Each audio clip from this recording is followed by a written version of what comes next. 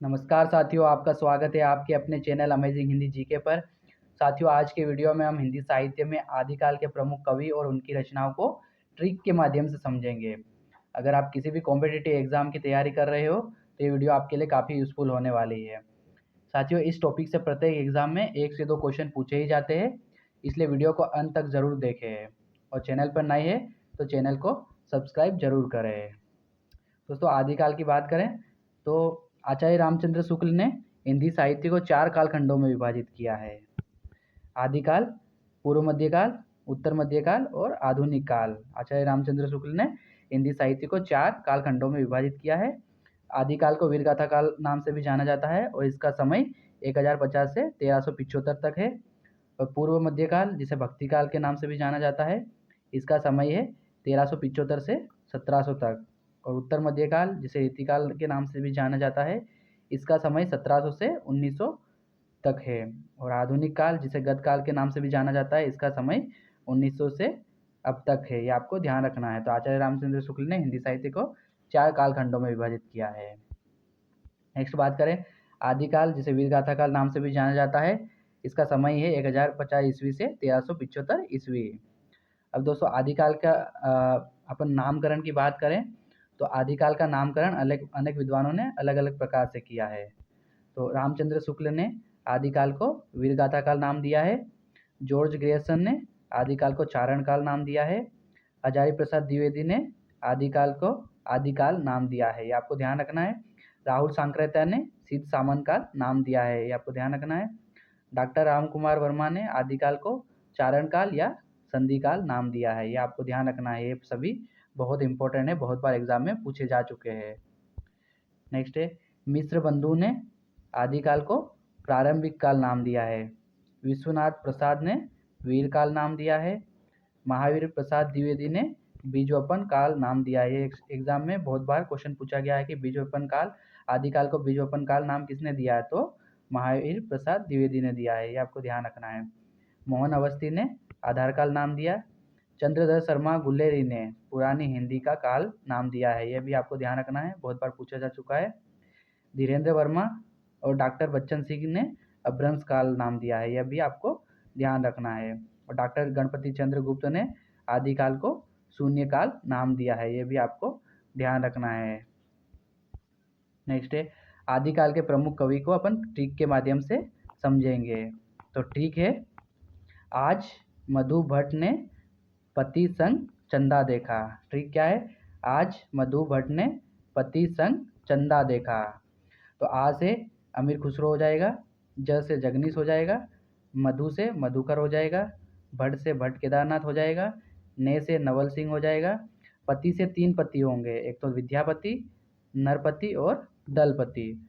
और संग से सारंगधर हो जाएगा और चंदा से चंद्रवर्धर हो जाएगा, ये आपको ध्यान रखना है। एक बार और इसको समझते हैं आदिकाल के कवियों की ट्रिक।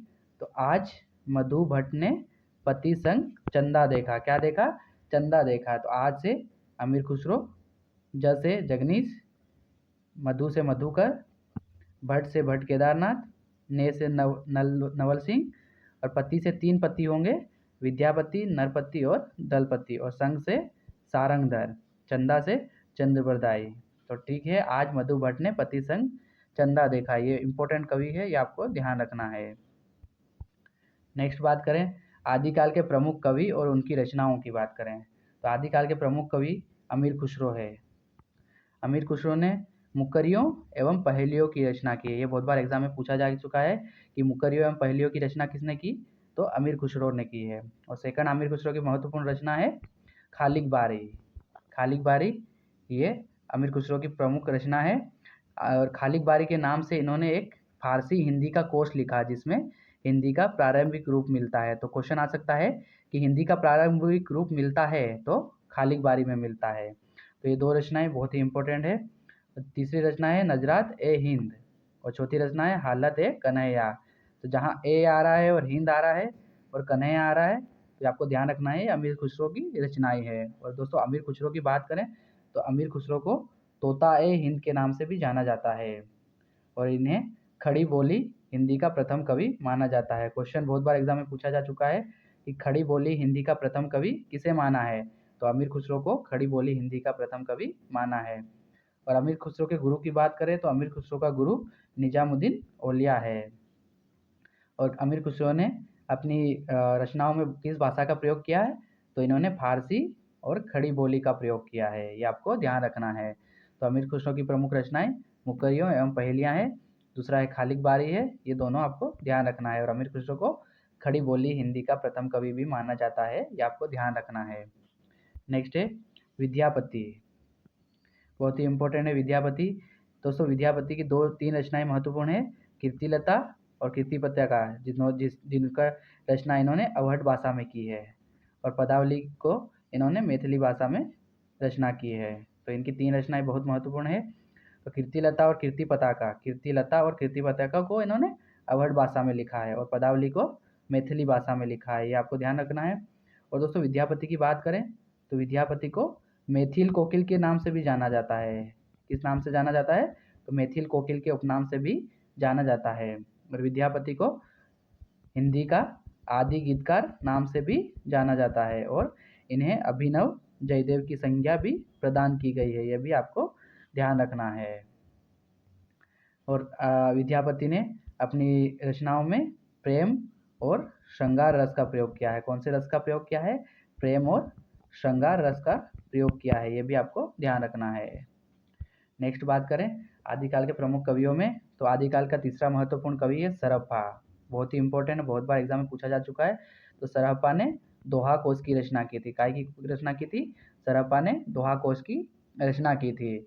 और बात करें दोस्तों तो राहुल सांकृत्यायन ने सरहप्पा को हिंदी का प्रथम कवि माना है। क्वेश्चन आ सकता है कि राहुल सांकृत्यायन ने हिंदी का प्रथम कवि किसे माना है, तो राहुल सांकृत्यायन ने हिंदी का प्रथम कवि सरहप्पा को माना है, ये आपको ध्यान रखना है।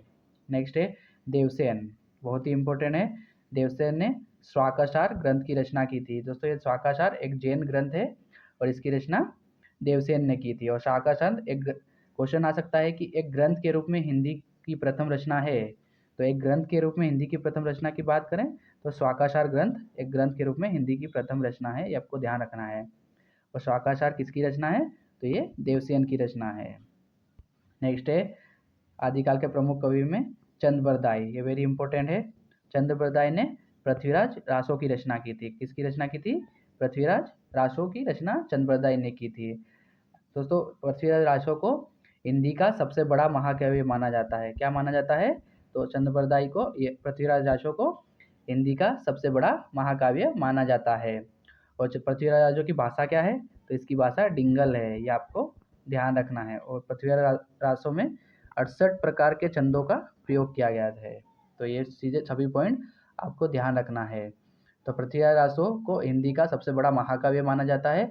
इसमें 68 प्रकार के छंदों का प्रयोग किया गया है और इसकी भाषा डिंगल है और पृथ्वीराज रासो की रचयिता चंद्रबरदाई है, ये सभी पॉइंट आपको ध्यान रखना है।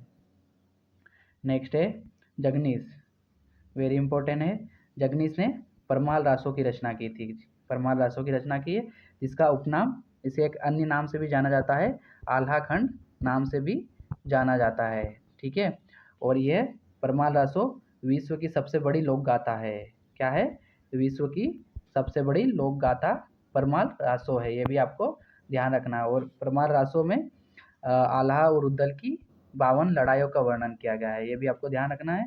तो जगनीश ने परमाल रासो की रचना की थी और इसका अन्य नाम है आल्हाखंड, और ये विश्व की सबसे बड़ी लोक गाथा है और इसमें आल्हा और उद्दल नामक दो वीरों की 52 लड़ाइयों का वर्णन किया गया था, ये भी आपको ध्यान रखना है।